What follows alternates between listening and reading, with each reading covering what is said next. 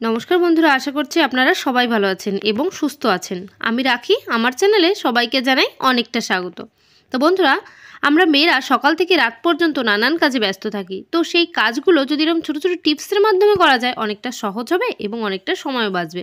আমি চলে এসেছি প্রথম টিপসে এই ধরনের জামা কাপড়ের যে ব্রাশগুলো আছে, জামা কাপড় পরিষ্কার করা, দেখবেন সেই ব্রাশগুলো কি হয়, আমরা জামা কাপড় পরিষ্কার করছি, আবার কখনো কখনো আমাদের এরকম বাড়িতে যে পাপোশগুলো আছে সেই পাপোশগুলোকেও পরিষ্কার করতে হয়।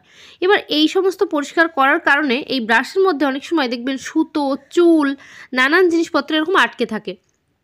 তো যখনই এরকম সুতো, চুল আটকে যায়, সেটাকে যদি পরিষ্কার না করি, জিনিসটা দেখতেও খারাপ লাগবে। আর এরকম ব্রাশের মধ্যে যদি চুল আটকে থাকে, সেটা কিন্তু কেউই পছন্দ করে না, কারণ চুল অনেকটা একটা ঘৃণার জিনিস। তো যে কোনো জিনিসের চুল থাকলে দেখবেন আমাদের গাটা বড্ড ঘিনঘিন করে। তো আমরা কিভাবে সেই ব্রাশটাকে পরিষ্কার করব, একটা সেফটি পিন নিয়ে নিতে পারি। সেফটি পিনটাকে এইভাবে ব্রাশের যে দাঁতগুলো আছে, দাঁতের মধ্যে এইভাবে একটু টেনে নেব। টান দিলেই দেখবেন এর ভেতরে যে সুতো, চুল, যে কোনো জিনিস আটকে যদি থাকে, সেটা খুব সহজে বেরিয়ে আসবে। মাঝে মধ্যেই আপনারা এই কাজটা করেন, তাহলেই দেখবেন আপনাদের জামাকাপড় পরিষ্কার করার যে ব্রাশগুলো কখনোই নোংরা হবে না আর পরিষ্কার পরিচ্ছন্ন থাকবে। তো আমি কিন্তু কিছুই করছি না, এইভাবে ব্রাশের যে দাঁতগুলো আছে তার মধ্যে আমি এইভাবে সেফটি পিনগুলো টেনে নিচ্ছি। আপনারা সেফটি পিনের জায়গায় কাঁটা চামচও যদি এইভাবে টেনে নিতে পারেন, তাহলেও কিন্তু ব্রাশটা পরিষ্কার পরিচ্ছন্ন থাকবে। তো বন্ধুরা, আশা করছি আমার এই টিপসটা আপনাদের অনেকটা কাজে আসবে, অনেকটা ভালো লেগেছে। চলে যাবো পরবর্তী টিপসে। এখানে আছে একটা তাওয়া। তো তাওয়া অনেক সময় দেখবেন আমরা যখন রুটি তৈরি করার সময় কোনো না কোনো সময় না রুটিগুলো নিচের দিকে আটকে যায়। তো যখনই এরকম রুটিগুলো তাওয়ার মধ্যে আটকে যাচ্ছে, এই প্রবলেমটা আমাদের বুঝতে হবে কেন হচ্ছে। তো এই প্রবলেমটাই তাওয়ার জন্যই হচ্ছে। তাওয়াটাকে আমাদের ক্লিন করতে হবে। কিভাবে ক্লিন করতে হবে? নিয়ে নিয়েছি লবণ। যখনই দেখবেন তাওয়ার মধ্যে রুটি আটকে আটকে যাচ্ছে, মানে চিপকে যাচ্ছে, তখনই একটু বেশি করে লবণ দিয়ে একটা সুতির কাপড়ে ছোট্ট একটা পুঁটলি মতো করে নেবেন। করে সেই লবণ দিয়েই আপনারা তাওয়াটার উপরে এইভাবে ঘষবেন। শুকনো একটু যদি হালকা তাওয়াটা গরম করে নেন, সেক্ষেত্রে কাজটা ভালো হবে। যদি না গরম করতে চান, সেক্ষেত্রেও কোনো প্রবলেম নেই। এইভাবে লবণ দিয়ে যদি একটু ঘষে নিতে পারেন, তাহলেই কিন্তু আপনাদের তাওয়ার এই যে রুটি আটকে যাওয়া, চিপকে যাওয়ার যে একটা সমস্যা, সেই সমস্যা থেকে আপনারা অবশ্যই কিন্তু রেহাই পাবেন। তো আমি এখন লবণগুলোকে একটা সাইড করে নিচ্ছি। সাইড করে এটাকে ফেলে পরিষ্কার করে মুছে নিতে পারেন অথবা ধুয়েও নিতে পারেন।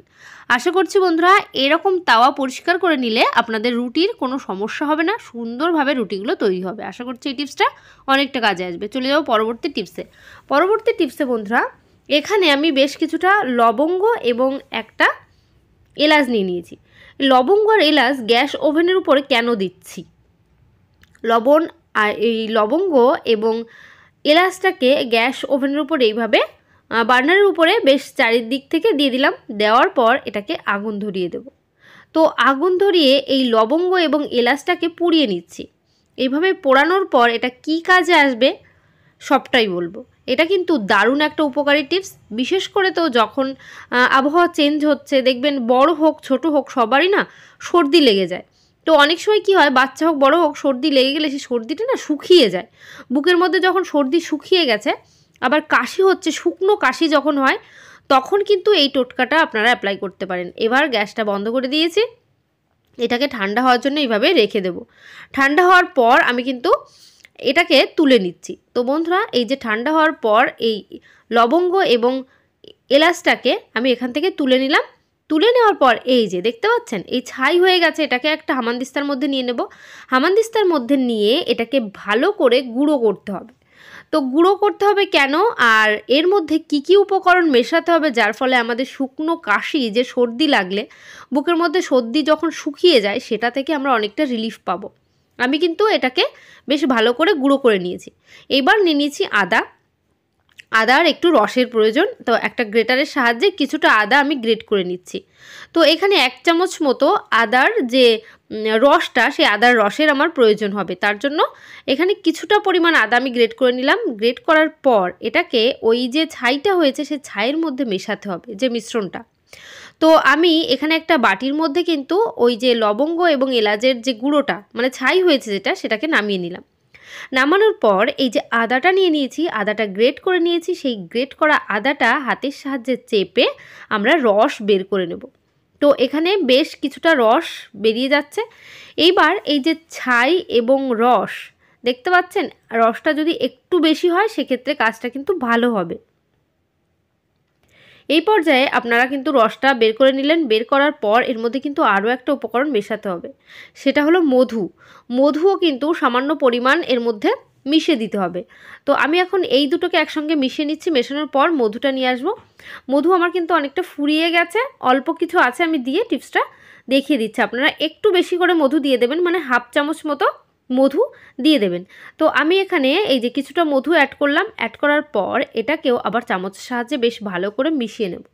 মিশিয়ে এটাকে প্রতিদিন একবার যদি এই যে মিশ্রণটা তৈরি করলাম এটা চামচে করে 1 চামচ মুখে দিয়ে গিলে নিতে হবে। এইভাবে যদি খেয়ে নিতে পারেন তো কিছুদিন করলে, মানে 2-4 দিন করলেই আপনারা কিন্তু যে আপনাদের সর্দি শুকিয়ে যাওয়ার, বুকের মধ্যে যে একটা ব্যথা, কাশিতে ব্যথা, কাশি হচ্ছে শুকনো কাশি যেটা বলে, সেটা থেকে কতটা রিলিফ পাবেন আপনারা বুঝতে পারবেন টিপসটা করার পর। আশা করছি বন্ধুরা আমার এই টিপসটাও আপনাদের অনেকটা কাজে আসবে এবং অনেকটা ভালো লেগেছে। ভালো লাগলে অবশ্যই আমাকে একটু কমেন্ট করে জানিয়ে দেবেন। চলে এসেছি পরবর্তী টিপসে। পরবর্তী টিপসে এই ধরনের যে তাওয়াগুলো হয়, লোহার যে তাওয়াগুলো হয়, দেখবেন রুটি, পরোটা, নানান ধরনের মানে এর মধ্যে আমরা আইটেম তৈরি করছি, মানে রেসিপি করছি।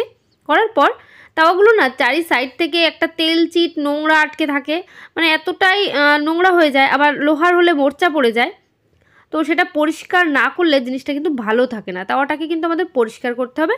প্রথমে নিয়ে নিয়েছি কি এখানে 2 চামচ মতো লবণ, আর নিয়ে নিচ্ছি কি কোলগেট। তো কোলগেট আর লবণ এখানে দিয়ে নিয়েছি। এবার এর মধ্যে দিয়ে দেবো সামান্য পরিমাণ জল। তো এখানে প্লেন জল, যেটা কোনো উষ্ণ জল না, নর্মাল যে জল, সেই নর্মাল জল এখানে দিয়ে দিচ্ছি। দেওয়ার পর আমাদের প্রয়োজন হবে মাটির প্রদীপের। এই যে পেছনের যে অংশটা মানে প্লেন মতো আছে, এই যে মাটির প্রদীপ দিয়ে এটাকে ঘষে নিতে হবে। লবণ আর কোলগেট এই দুটোর যে একটা মিশ্রণ তৈরি হলো, এতটা পাওয়ারফুল মিশ্রণটা, এই মিশ্রণটার ফলে তাওয়ার মধ্যে যে দাগ পড়ে যাচ্ছে, চারি সাইড থেকে যে কালো কালো একটা দাগ, মোর্চা পড়ে যায় লোহার তাওয়ার মধ্যে, সেই সমস্ত সমস্যার সমাধান হয়ে যাবে।